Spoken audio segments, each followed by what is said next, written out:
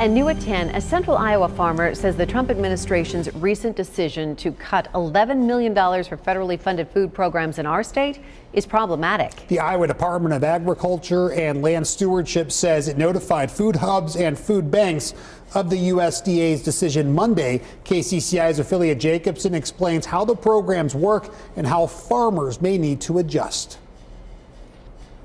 On his 250 acres of land near Elkhart, Tony Thompson wears many hats. A fourth-generation farmer. We're raising eggs and produce, sweet corn and zucchini and tomatoes. And the owner of a food hub called Prudent Produce. Prudent Produce buys from 100 Iowa farmers a year. Some of that food is sold to consumers, and the rest is sent to local schools and pantries through federally funded programs. Those two programs, Local Food for Schools and Local Food Purchase Assistance, rely on money from the U.S. Department of Agriculture to connect food from local farmers to schools, food pantries, and food banks. The 3-year agreement started in 2022. We're using those funds to buy food from local food producers and getting them into the hands of people who need them. But those funds are now gone. The USDA announced it's ending both programs and won't renew agreements for 2025. It's just been really problematic to think about all the work that we've been doing to build these systems and these processes and these procedures,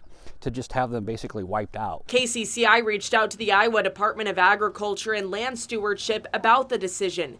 In a statement, Communications Director Don McDowell says, quote, "It should not come as a surprise that a program announced in October 2024 by executive action rather than legislatively directed won't be continued past its original end date.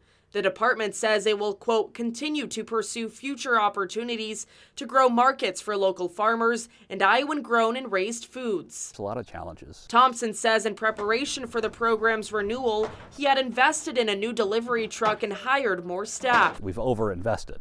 I'm hoping that we can redirect some of that into retail sales so that we'll get individual consumers. Food and produce will also have to be redirected now. He says it's too late to make adjustments. Seed's already been bought. I've got 300 baby chicks over here that are 4 weeks old now, so I'm still going to have to move those eggs. Ground beef too. He hopes people will start paying attention to politics and shop local to support farmers. I want people to understand that these are the decisions that are affecting us.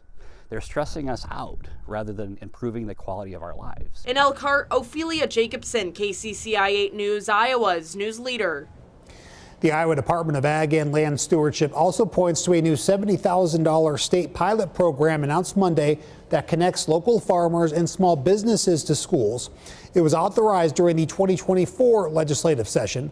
Public and private schools are encouraged to apply by April 7th for up to $1,000 per school building. In a press release, the Iowa Food System Coalition says while this first-time program is a win, it will not serve as a backstop for USDA's over $8 million of the $11 million earmarked for farm to school and early care food purchases from local farmers.